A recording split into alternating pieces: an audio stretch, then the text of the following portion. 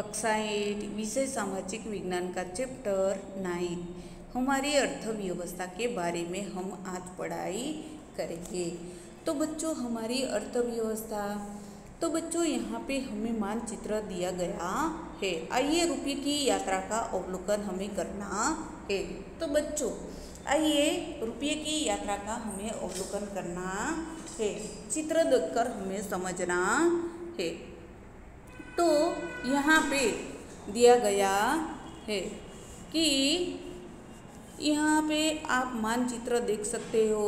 इस मानचित्र में देखकर हमें समझना है कि रुपये की यात्रा का अवलोकन हमें करना है। तो सबसे पहले ये कौन सा है बच्चों? तो ये रुपया। तो ये क्या है बच्चों? रुपया। तो यहाँ पे हम देख सकते हैं, यहाँ पे जो है वो बैंक है और बैंक में से हम क्या कर सकते हैं? बैंक है और दूसरा जो है वो उसमें हम क्या कर रही है? महिला जो है वो मेहनत मजदूरी कर रही है। और तीसरा जो हम देख सकते हैं उसमें धान हो चुका है और तैयार हो गया है। और चौथा जो ये मार्केट यार्ड का चित्र आप देख सकते हो। ये जो ट्रैक्टर है, साधन सामग्री है, वो माल भर के यानी कि धान है, धान बेचने के लिए वो कहाँ पे गया है? मार्केट यार्ड में जा चुका है। इससे क्या होगा बच्चों? तो बेचकर क्या हो जाएगा बच्चों? तो मार्केट यार्ड बेचकर इनकम ले सकते हैं। ऐसे ही बच्चों यहाँ पे मार्केट यार्ड में से जो हमें जो भी चीज़ वस्तुएं है, खाने के खाद्य पदार्थ है और ये फल वाली है, तो फल वाले के पास कोई भी जो भी चीज़ वस्तुएं है वो हमें चाहिए वो हम ले सकते हैं, इनकम में से ले सकते हैं। ये श्री हरि मिठाई वाला है, इससे मिठाई खरीदी जा सकती है। और गीता स्टेशनरी स्टोर और बच्चों के लिए पढ़ाई करने के लिए जो किताबें है, कॉपी है, वो ली जा सकती है। किससे बच्चों? तो हमारे पास इनकम हो तो हम खरीद सकते हैं। तो ये बैंक में से सबसे पहले तो हम देखेंगे बैंक में से। तो बैंक में से हमें क्या करना पड़ता है? पैसे उपाड़ने पड़ते हैं, लेने पड़ते हैं और उसके बाद हम बैंक में ये सब जो चीज़ वस्तुएं होती है उसे हम खरीदते हैं और उसके बावजूद जो बची हुई जो पैसे होते हैं वो हम कहाँ पे रख देते हैं बच्चों? तो बैंक में रख देते हैं। और ज़रूरत पड़ने पर हमें जब भी ज़्यादा ज़रूरत होती है तब हम बैंक के पास क्या लेने के लिए जाते हैं? पैसे लेने के लिए जाते हैं। तो ये बच्चों हमें क्या सिखलाती है? हमारी अर्थव्यवस्था सिखलाती है। तो 9.1 में रुपये की यात्रा आप देख सकते हो। तो बैंक और ये महिला जो काम कर रही है, काम करने के बाद ये गन्ने दिखाई दे रहे हैं, माल जो है वो तैयार हो रहा है, वो सीधे कहाँ जा रहा है? मार्केट यार्ड में जा रहा है। मार्केट यार्ड में से हमें क्या मिलेगा? इनकम यानी कि हमें रुपया मिलेगा। इसके बाद हमारे जीवन की जो भी चीज़ वस्तुएं जरूरी है तो वो चीज़ वस्तुएं हमें इस इनकम में से खरीद सकते हैं। और बाकी जो रुपये हमारे पास बचते हैं तो वो हम कहाँ पे रखते हैं? बैंक में रखते हैं। तो 9.1 में रुपये की यात्रा हमने पढ़ ली। तो बच्चों हम देखें कि बैंक ही पैसा बैंक में वापस आने तक की तमाम प्रक्रिया को नीचे की पंक्तियों में लिखना है। तो बच्चों बैंक का ही पैसा बैंक में वापस आने तक की तमाम प्रक्रिया को हमें कहाँ पे लिखना है बच्चों? यहाँ पे लिखना है। तो माल तैयार होता है, तैयार होके कहाँ जाएगा बच्चों? जब भी मार्केट यार्ड मर जाता है तो मार्केट यार्ड में से हमें क्या मिलेगी, इनकम। इनकम यानी कि रुपया मिलेगा। उसके बाद उस रुपये से हमारी जो जरूरी चीज़ वस्तु होती है, दैनिक चीज़ वस्तुएं होती है, वो हम खरीद सकते हैं। और उस खरीदने पर उससे भी ज़्यादा हमारे पास इनकम बच जाती है, तो वो हम फिर से कहाँ पे रख देते हैं, बैंक में रख देते हैं। तो बच्चों हम दूसरा देखेंगे, आपके माता पिता कौन सी आर्थिक प्रवृत्ति करते हैं उसे लिखें। तो बच्चे आपके माता और मम्मी और पापा, तो पापा क्या कर रहे हैं, किसी के पापा डायमंड का व्यवसाय कर रहे हैं, किसी के पुलिस है, किसी के पोस्टमैन है। तो इसी तरह कई कई व्यवसाय, किसी के डॉक्टर है, किसी के वकील है, इसी तरह अनेक प्रवृत्तियाँ कर रहे हैं। तो बच्चों यहाँ पर आपके माता पिता, मम्मी क्या कर रही है और पापा क्या कर रही है, वो यहाँ पे आपको लिखना है। 3, आपके घर में आय का उपयोग कहाँ कहाँ होता है उसे लिखिए। यानी कि हमारा घर है तो हमें हमारे घर को पूरी तरह से जानते हैं। और आय का उपयोग यानी कि इनकम जो होती है वो कहाँ कहाँ पे उपयोग होती है, तो कहाँ पे बच्चों, खाने पीने की चीज़ वस्तुएं लाने में, कपड़े लाने में, बच्चों की फीस भरने में, और मकान खरीदने में, और बहुत सी कई ऐसी चीज़ वस्तुएं हैं उसमें उपयोग होता है। तो वहीं पर कहाँ कहाँ पर भी आपके घर में आय यानी कि कीमत की कहाँ कहाँ रुपये का उपयोग होता है वो आपको लिखना है। तो उपरोक्त प्रश्न के उत्तर के आधार पर कहा जा सकता है कि लोग विविध आर्थिक प्रवृत्तियों में जुड़े होते हैं। यानी कि उपरोक्त प्रश्नों के आधार पर हम देखें तो बच्चों आधार पर कहा जा सकता है कि लोग विविध आर्थिक प्रवृत्तियों में जुड़े होते हैं। आर्थिक प्रवृत्तियाँ मुख्य 3 क्षेत्रों पर निर्भर होती है। कितने क्षेत्रों पर निर्भर होती है बच्चों? 3। तो आइए हम उनका परिचय प्राप्त करें। तो प्राथमिक क्षेत्र में हम प्रकृति से कितने ही उत्पादन सीधे प्राप्त करके उन्हें उपयोग में लेते हैं। अनाज, दाल और वनस्पति उसके उदाहरण हैं। जंगलों से लकड़ी, औषधीय वनस्पति, गोंद और लाख। प्राणी हमें दूध, मांस, हड्डी और चमड़े देती है। जल में से हमें मछली मिलती है।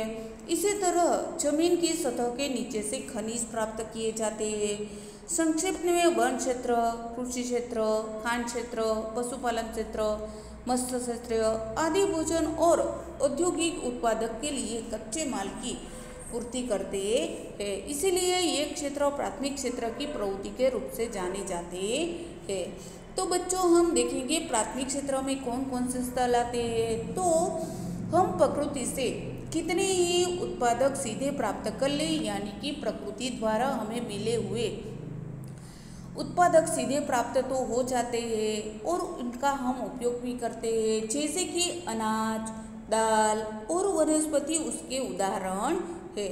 जंगलों से हमें सीधी लकड़ी मिल जाती है, औषधीय वनस्पति भी मिलती है, गोंद और लाख भी मिल जाता है। प्राणी हमें दूध, मांस, हड्डी और चमड़े देते हैं। तो बच्चों एक वाक्य में आपको प्रश्न पूछा जा सकता है, प्राणी हमें क्या क्या देते हैं। जल में से हमें मछली मिल जाती है। इसी तरह जमीन की सतह से नीचे हमें खनिज के तत्व भी प्राप्त होते हैं। संक्षिप्त में देखें तो वन क्षेत्र, कृषि क्षेत्र, खान क्षेत्र, पशुपालन क्षेत्र, मत्स्य क्षेत्र आदि भोजन और औद्योगिक उत्पादन के लिए कच्चे माल की पूर्ति करते हैं। इसीलिए ये क्षेत्र प्राथमिक क्षेत्र की प्रवृत्ति के रूप में जाने जाते हैं। यानी कि बच्चों ये वाला आपको प्रश्न पूछा जाता है कि कच्चे माल की पूर्ति कौन से क्षेत्र करते हैं, कौन कौन से क्षेत्र करते हैं। तो कौन कौन से आएंगे बच्चों? वन क्षेत्र, कृषि, खान, पशुपालन, मत्स्य क्षेत्र भोजन और औद्योगिक उत्पादन के लिए कच्चे माल की पूर्ति करते हैं। वो कौन से क्षेत्र में आते हैं? प्राथमिक क्षेत्र में आते हैं। प्राथमिक क्षेत्र की प्रवृत्ति है। तो बच्चों हम देखेंगे द्वितीय क्षेत्र। बहुत से प्राथमिक उत्पादक ऐसे हैं कि जिन पर प्रक्रिया करके उनके उत्पादकों को उपयोग में ले सकते हैं। ऐसी प्रवृत्ति द्वितीय क्षेत्र की प्रवृत्ति कहलाती है। यानी कि बहुत से प्राथमिक उत्पादक ऐसे हैं कि जिन पर प्रक्रिया करनी पड़ती है और उसके बाद उत्पादकों को उपयोग में ले जा सकते हैं। ऐसी प्रवृत्ति क्या कहलाती है? द्वितीय क्षेत्र कहलाती है।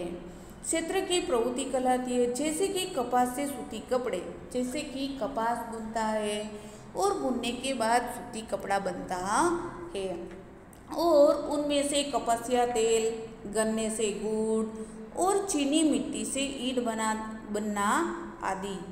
तो बच्चों यहाँ पे जो चीज़ होती है उसे प्रोसेस यानी कि प्रवृत्ति की जाती है, उसके बाद उसे उपयोग में लिया जाता है। जैसे कि कपास को बुनकर सूती कपड़ा बनाया जाता है और उसमें से कपासिया तेल निकलता है, और गन्ने में से क्या शुगर और गुड़ बनाया जाता है, चीनी, और मिट्टी से ईंट बनाना आदि।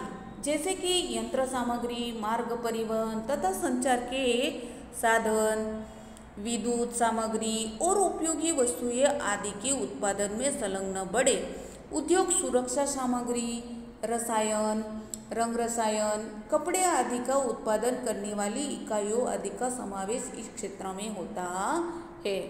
तो बच्चों यहाँ पर हम देखेंगे कि यंत्र सामग्री, मार्ग परिवहन तथा संचार के साधन सामग्री, विद्युत सामग्री, तैयार उपयोगी वस्तुएं आदि के उत्पादन में संलग्न बड़े उद्योग, सुरक्षा सामग्री, रंग रसायन, कपड़े आदि का उत्पादन करने वाली जो इकाइयाँ होती है इस आदि का समावेश इस क्षेत्र में होता है, इसीलिए उन्हें औद्योगिक क्षेत्र भी कहते हैं। तो बच्चों हम देखेंगे सेवा क्षेत्र। प्राथमिक और द्वितीय क्षेत्र द्वारा उत्पादित वस्तु के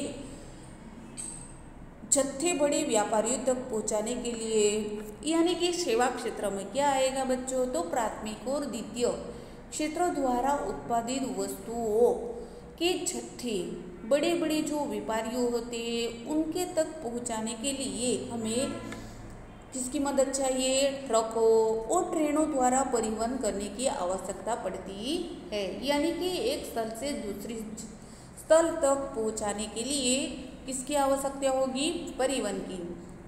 उत्पादन और व्यापार में सहयोग देने के लिए टेलीफोन, पत्राचार, बैंकों से ब्याज पर रुपये लेने की आवश्यकता पड़ती है। यानी कि उत्पादक और व्यापार बढ़ाने के लिए और उसमें सहयोग देने के लिए तथा मार्ग परिवहन के लिए हवाई तथा समुद्री मार्गों, शिक्षा और स्वास्थ्य, बैंकिंग तथा बीमा कंपनियां, पर्यटन और मनोरंजन, गैस और बिजली जैसी सेवाओं आदि का समावेश इस क्षेत्र में होता है।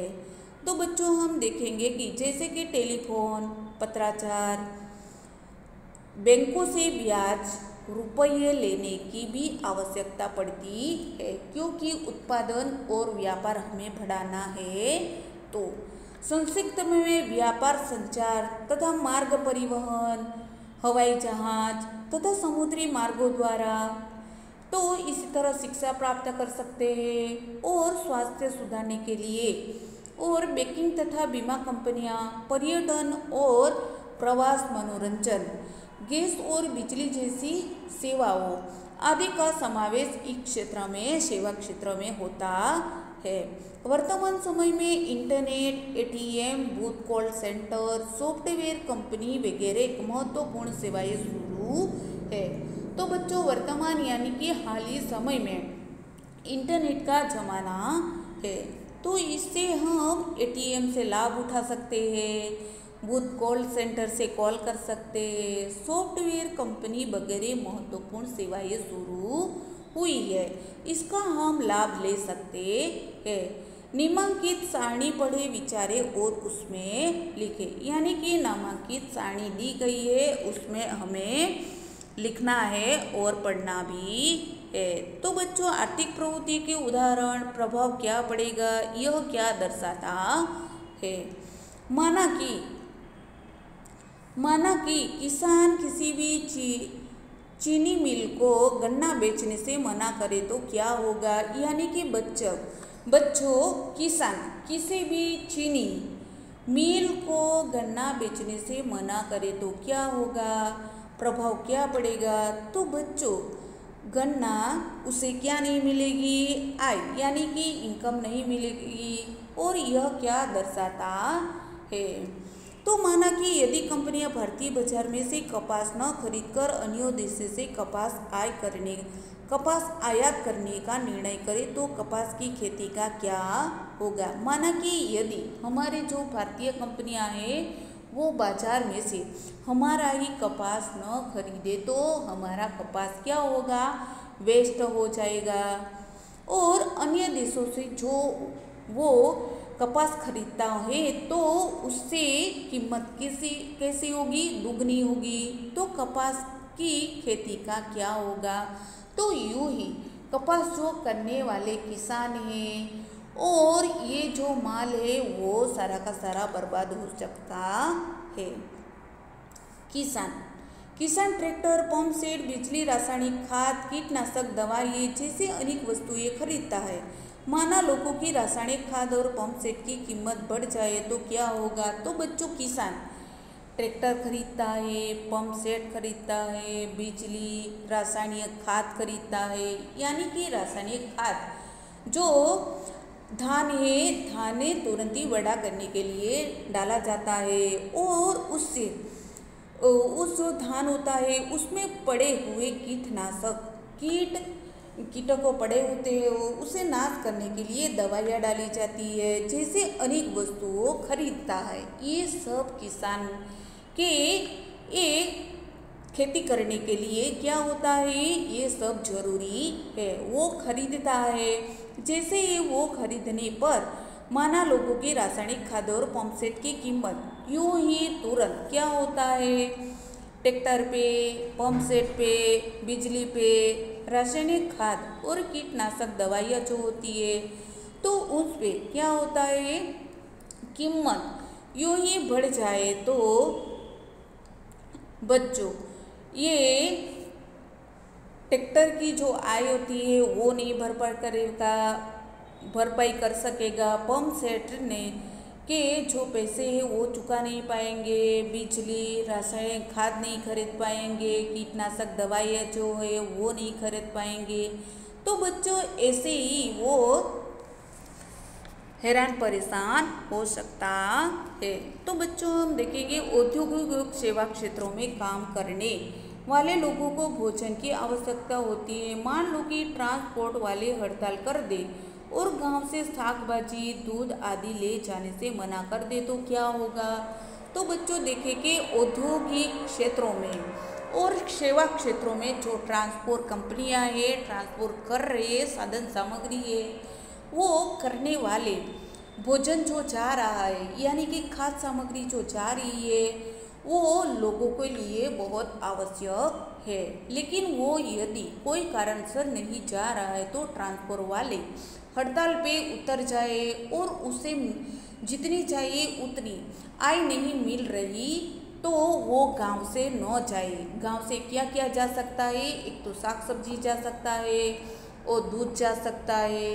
तो दूध लोगों के शरीर के लिए बहुत आवश्यक है। तो ये सब न जाए तो क्या हो सकता है, सब्जी नष्ट हो सकती है, दूध वेस्ट हो सकता है। तो इसी तरह किसी का फायदा नहीं है, सबका नुकसान ही है। तो बच्चों हम देखेंगे प्रत्येक क्षेत्र की विविध वस्तुओं और सेवाओं की गणना किस तरह करते हैं, कुल उत्पादन को किस तरह जानते हैं, आइए विचार करें। एक किसान आटे की किसी मिल को 15 रुपये प्रति किलो की दर से गेहूं बेचता है। एक किसान है वो अपना आटा एक मिल को 15 रुपये प्रति किलो की 1 किलो पर 15 रुपये लेकर वो 1 किलो की दर से गेहूं बेचता है। मिल में गेहूं पीसा जाता है यानी कि मिल में गेहूं पीसा जाता है। अपना आटा बिस्किट कंपनी को 20 रुपये प्रति किलोग्राम की दर से बेचता है। यानी कि अपना जो आटा है जो बिस्किट बनाने वाली कंपनी को 20 रुपये प्रति किलो दर से बेचता है। बिस्किट कंपनी आटे के साथ चीनी, घी आदि चीज़ों का उपयोग करके बिस्किट के 4 बड़े पैकेट बनाती है। यानी कि बिस्किट कंपनियां जो है वो अपने आटे में क्या क्या मिलाती है, चीनी मिलाती है, घी मिलाती है और अन्य चीज़ों भी उसका उपयोग करती है। तो बिस्किट के 4 बड़े ये सब मिला के 4 बड़े पैकेट बनाती है। वह बाजार में ग्राहक को 80 रुपये में 20 रुपये प्रति पैकेट बेचती है। तो बच्चों ये सब बनाकर वो बाजार में ग्राहक को कितने रुपये में बेचता है? 80 रुपये में बेचता है। तो 20 रुपये प्रति पैकेट, एक पैकेट पे कितना रुपया है बच्चों? 20। यह बिस्किट अंतिम उत्पादन है और यह ग्राहक तक पहुँचता है। यह बच्चों यह बिस्किट अंतिम यानी कि आखिरी चरण में उत्पादन है और वो ग्राहक तक पहुंच जाता है। तो बच्चों हम देखेंगे यहाँ पर दिया गया है 9.2 में भाव बढ़ोतरी का बाजार पर असर कैसे पड़ता है। चाय की कंपनी के ब्योरे की सारणी पढ़े और विचार करें।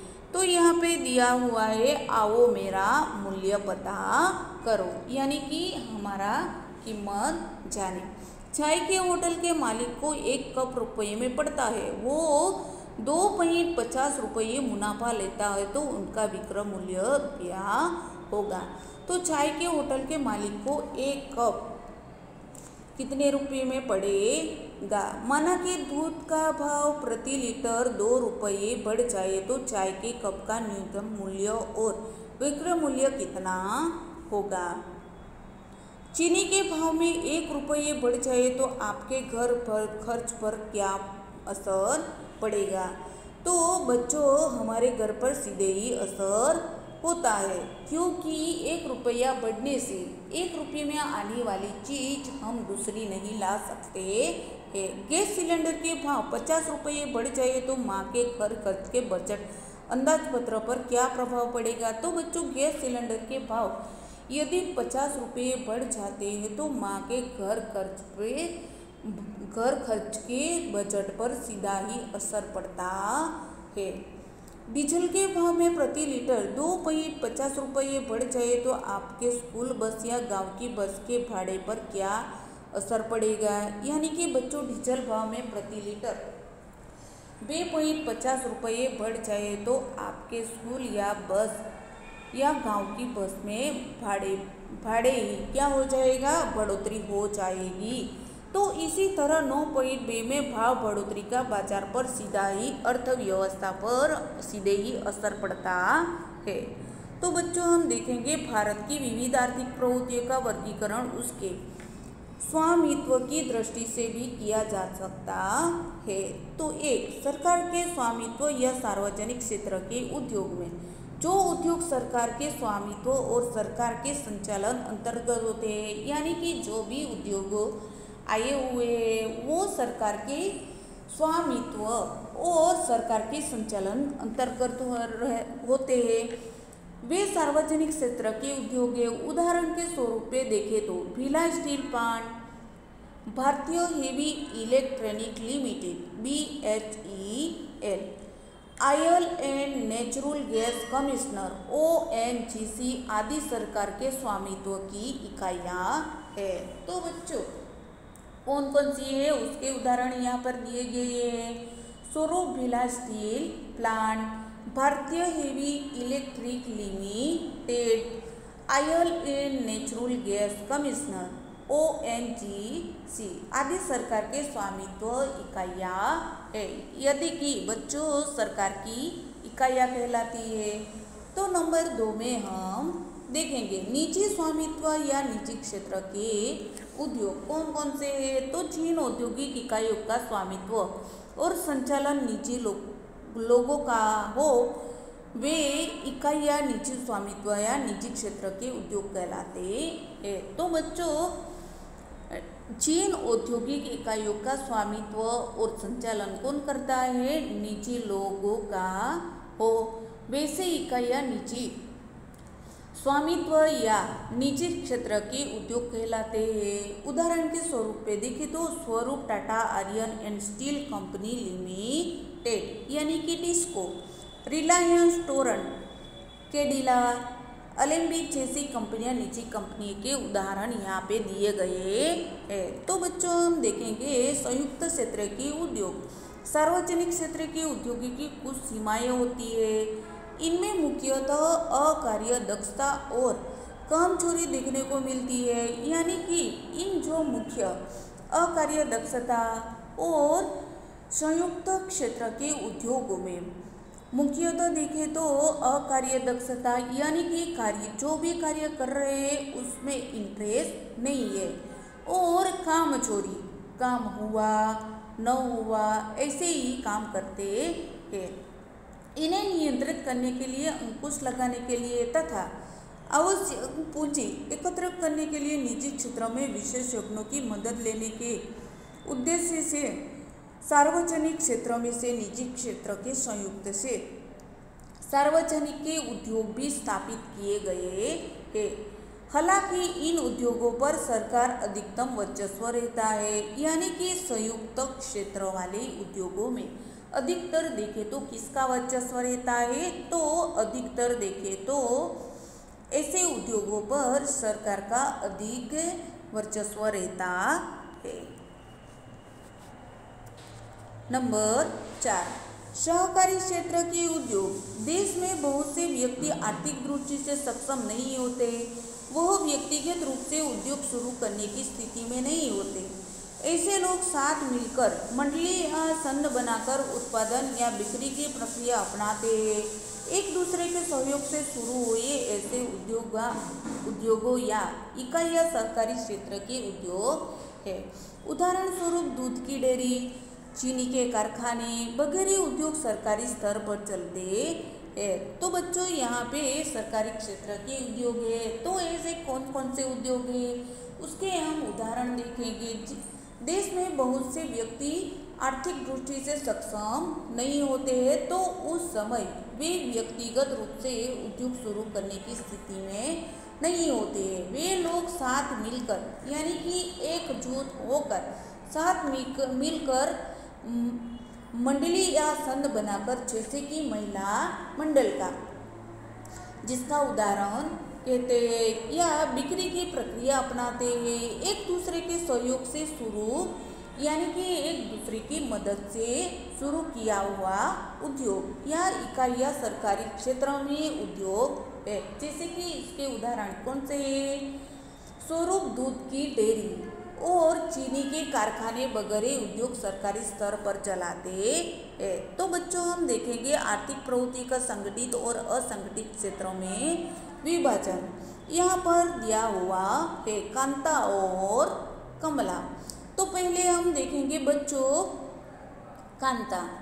कांता एक कार्यालय में काम करती है। वो सुबह 9:30 से सायंकाल यानी कि शाम को 5:30 तक कार्यालय में रहती है। उसे नियमित रूप से महीने के अंत में वेतन मिलता है। वेतन के अतिरिक्त उसे सरकार की भविष्य निधि का लाभ प्राप्त होता है। उसे मेडिकल खर्चों और भत्ता भी मिलता है। कांता रविवार को कार्यालय नहीं जाती है, फिर भी उसे उस दिन का भी वेतन मिलता है। उसे नौकरी के लिए नियुक्ति पत्र भी दिया गया है, जिसमें नौकरी संबंधी नियमों और शर्तों का भी उल्लेख था। इस तरह से कांता संगठित क्षेत्र में कार्य करती है। तो बच्चों यहाँ पर हम देखेंगे कांता का यहाँ पर किस्सा दिया गया है, वो सुनेंगे। कांता एक कार्यालय में काम करती है। वो कितने बजे जाती है? 9:30 बजे, और शाम को कितने बजे आती है? 5:30 तक कार्यालय में रहती है। उसे नियमित रूप से महीने के अंत में ही पगार मिल जाता है, और वेतन के अतिरिक्त उसे सरकार की भविष्य निधि का लाभ मिलता है। उसे मेडिकल खर्च और भत्ता भी मिलता है। कांता रविवार को नहीं जाती है, फिर भी उसे उस दिन का भी पगार मिलता है, फिर भी उसे उस दिन का वेतन मिल जाता है। उसे नौकरी के नियुक्ति पत्र भी दिया गया है, जिसमें नौकरी संबंधित नियमों और शर्तों का भी उल्लेख हुआ है। इस तरह से कांता संगठित क्षेत्र में कार्य करती है। तो बच्चों हम यहाँ पर देखेंगे कमला। कमला कांता की पड़ोसी है, यानी कि कमला के बगल में ही कौन रहती है? कमला। कमला के बगल में कांता रहती है। वो नज़दीकी की किराने की दुकान में मजदूरी करती है। वो कहाँ पे काम करती है? नज़दीकी किराने की दुकान आई हुई है, वहीं पे मजदूरी करती है। वो सुबह 8 बजे से दुकान पर जाती है और शाम को कितने बजे आती है? 9 बजे आती है। 9 बजे तक काम करती है। उसे मजदूरी के अतिरिक्त अन्य कोई भत्ता नहीं मिलता है, यानी कि जो तय की गई है मजदूरी उससे ज़्यादा कुछ भी मिलता नहीं है। जिस दिन वह काम पर नहीं जाती है उस दिन की मजदूरी काटी ली जाती है और छुट्टी वेतन सहित नहीं मिलती है। उसे कोई नियुक्ति पत्र नहीं मिला है। उसे उसका मालिक नौकरी पर से भी कभी भी निकाल सकता है और हटा सकता है। इस तरह से कमला कौन सा है? असंगठित क्षेत्र से काम करती है। तो कांता किस क्षेत्र से काम करती है बच्चों? तो संगठित क्षेत्र में काम करती है।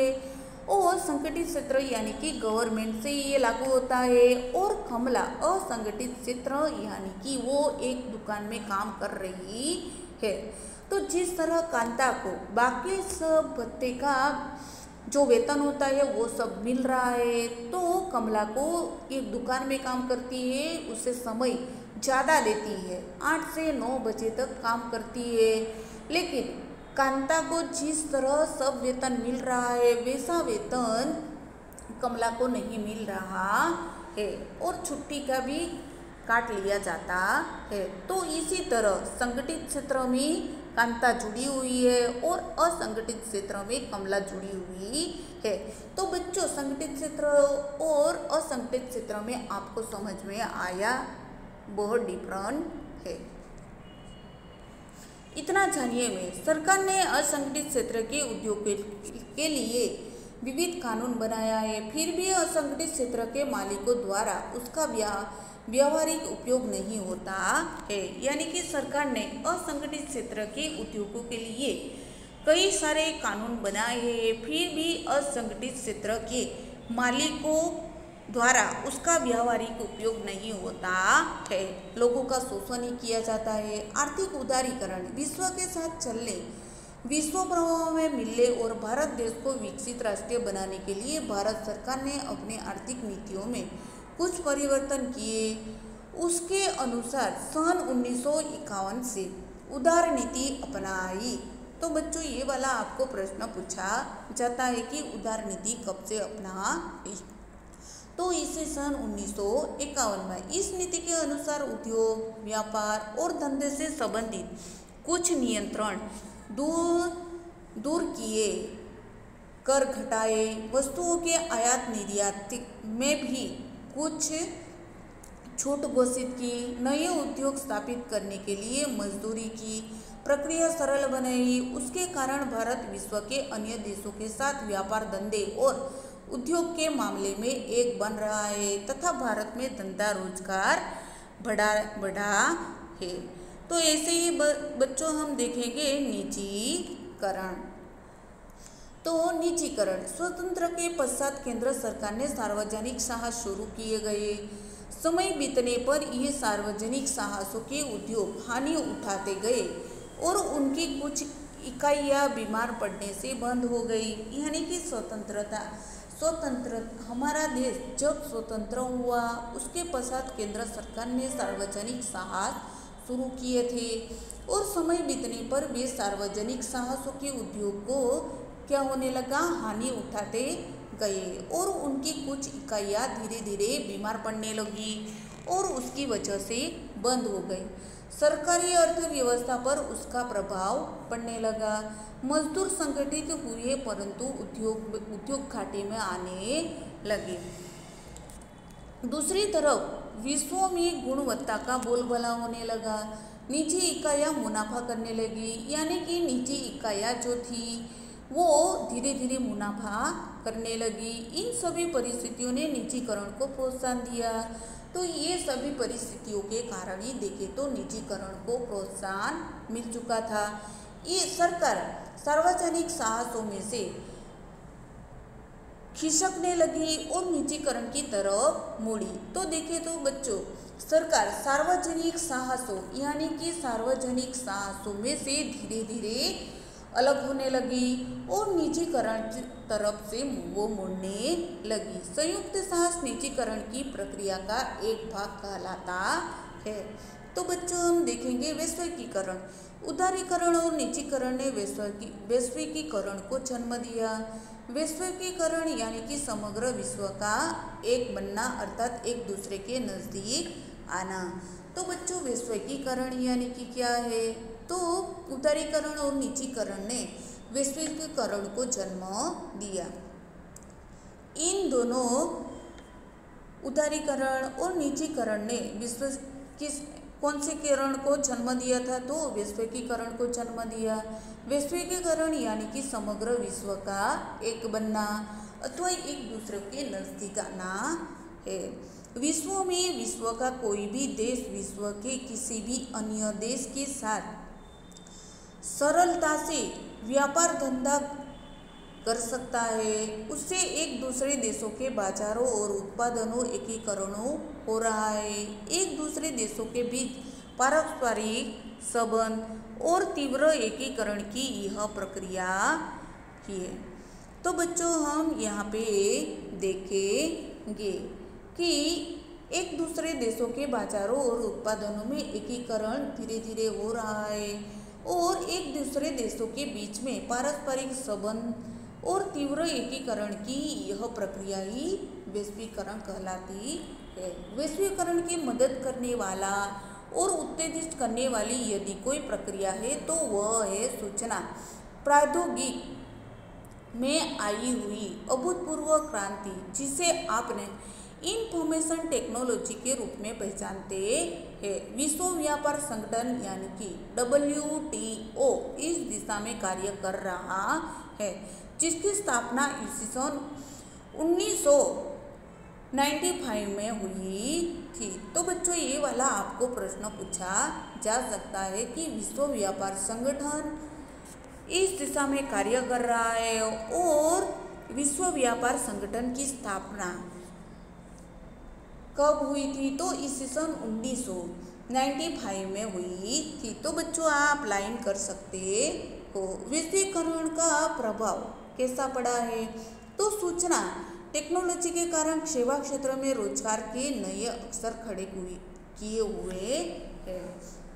यानी कि बच्चों, सूचना टेक्नोलॉजी के कारण यानी कि टेक्नोलॉजी जैसे ही आई कि सेवा क्षेत्र में रोजगार के नए अवसर खड़े हुए। Phone, fax, mobile, email, video conference जैसे साधनों से जानकारी कम खर्च और तेजी से प्राप्त होने से देश के आर्थिक विकास की गति बढ़ी है।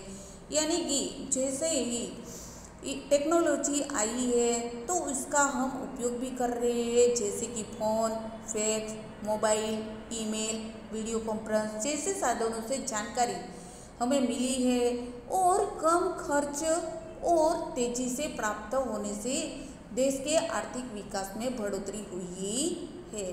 बहुराष्ट्रीय कंपनियां यजमान देशों की कंपनियों के साथ संयुक्त उद्यम लगाने लगी है। यानी कि बहुराष्ट्रीय कंपनियां यानी कि बड़े बड़े जो देशों हैं उनके साथ कंपनियों के साथ संयुक्त उद्यम लगाने लगी है, जिनका लाभ यजमान देशों को हुआ है। यानी कि जिसका इस टेक्नोलॉजी का लाभ हमें भी हुआ है और यजमान देशों को भी हुआ है। जैसे कि भारत में विदेशी फोर्ड कंपनी कार के यंत्रों का उत्पादन करती है। जैसे जिसका उदाहरण है, भारत में विदेशी फोर्ड कंपनी कार के यंत्रों का उत्पादन करती है। वह केवल भारत के लिए ही कारों का निर्माण नहीं करती, अपितु विश्व के अन्य देशों के लिए भी करती है। यानी कि ये जो कंपनी है, फॉरवर्ड कंपनी है, वो कार सिर्फ बनाने का काम भारत के लिए नहीं करती, फिर भी वो भारत के लिए तो करती है, इसके साथ साथ निर्माण करना उसका कार्य अपितु विश्व के अन्य देशों के लिए भी कार्य करता है। तो जिसका लाभ यजमान देश भारत को मिलता है, जिसका लाभ किसे मिलता है, यजमान देश भारत को मिलता है। इसी तरह भारत की बड़ी कंपनियां भी विश्व स्तरीय बाजारों में अपना स्थान जमाया है। इसीलिए तो भारत की बड़ी कंपनियां भी विश्व स्तरीय बाजारों में अपना नाम कमा रही है, अपना स्थान जमा रही है। जैसे कि Tata Motors, Infosys, IT, Asian paints, Parle वगैरह कंपनियां अंतर्राष्ट्रीय स्तर पर अपना विक्रय करती है। जैसे कि बच्चों यहाँ पर हम देखें कि तो बड़ी बड़ी जो कंपनियां हैं जो विश्व स्तर और बाजारों में अपना स्थान जमा रही है, जैसे कि उसके उदाहरण है Tata Motors, Infosys, IT, Asian paints, Parle वगैरह बड़ी बड़ी जो कंपनियां हैं वो अंतर्राष्ट्रीय स्तर पर अपना विक्रय कर रही है। तो बच्चों हम देखेंगे तीव्र स्पर्धा से माल सामान की गुणवत्ता बनाए रखते हुए कम मूल्य पर अधिक अच्छा माल सामान ग्राहकों को मिलने लगा। जैसे कि भारत के बाजार में चीन ने खिलौने रखा है। जैसे कि तीव्र स्पर्धा में देखें तो माल सामान की गुणवत्ता बनाए रखने के लिए कम मूल्य पर अधिक अच्छा माल सामान ग्राहकों को अच्छी तरह से मिले।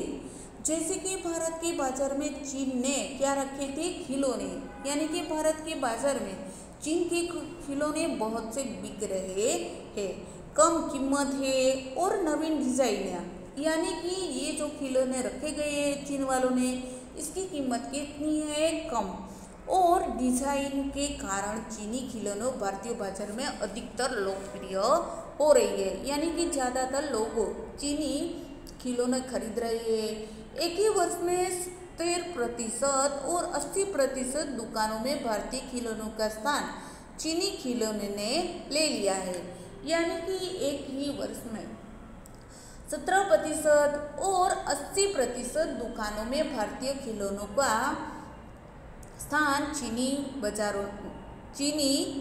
चीनी खिलौने भारतीय बाजारों में स्थान ले लिया है। अब भारत के बाजारों में पहले की तुलना में सस्ता है, यानी कि भारत के बाजारों में भारत में बने वाले खिलौने किससे सस्ते। यह क्या हो रहा है, विश्व व्यापार के कारण चीनी खिलौने भारत के बाजारों में आए, यानी कि विश्व व्यापार होने के कारण ही चीनी खिलौने कहाँ पे आए हैं, भारत के बाजारों में आए हुए, वो भी बहुत कम दामों में। भारत और चीनी खिलौने की प्रतिस्पर्धा में चीनी खिलौने अधिक अच्छे साबित हुए हैं। देखिए कि भारत के बाजारों में चीनी के आए हुए खिलौने प्रतिस्पर्धा में देखें तो चीनी खिलौने अधिकतर अच्छे साबित हो रहे हैं और कम दाम भी है। चीनी खिलौने के कारण भारतीय खिलौने के व्यापारियों और उद्योगपति को नुकसान हो रहा है, यानी कि चीनी खिलौनों ने भारतीय बाजार में स्थान ले लिया है, इसीलिए भारतीय खिलौनों जो बना रहे हैं वो व्यापारियों और उद्योगपतियों को नुकसान हो रहा है। इसी तरह से बहुत बार विश्व व्यापार के कारण लघु उद्योगों को नुकसान हुआ है। तो बच्चों हम देखेंगे कि यहाँ पर हमारा चैप्टर खत्म होता है और स्वाध्याय यहाँ पर दिया हुआ है। प्रश्न 1, निम्नलिखित प्रश्नों के उत्तर संक्षेप में दे। 1 से 6 दिए गए हैं। प्रश्न 2, निम्नलिखित प्रश्नों के मुद्दासर उत्तर लिखने हैं, यानी कि 6-7 वाक्यों में लिखने हैं। 1 से 3 दिए गए हैं। प्रश्न 3, सही जोड़े बनाइए, यहाँ पर जोड़े मिलाए दिए गए हैं। 1 से 5 दिए गए हैं, आपको सामने देखकर सही जोड़े मिलानी है। प्रश्न 4, निम्नलिखित उदाहरणों का संगठित और असंगठित क्षेत्रों में वर्गीकरण करना है। तो बच्चों आपको स्वाध्याय सामाजिक विज्ञान की कॉपी में लिखना है और 1 से 4 प्रश्नों आपको एग्जाम के लिए याद करने हैं। Thank you.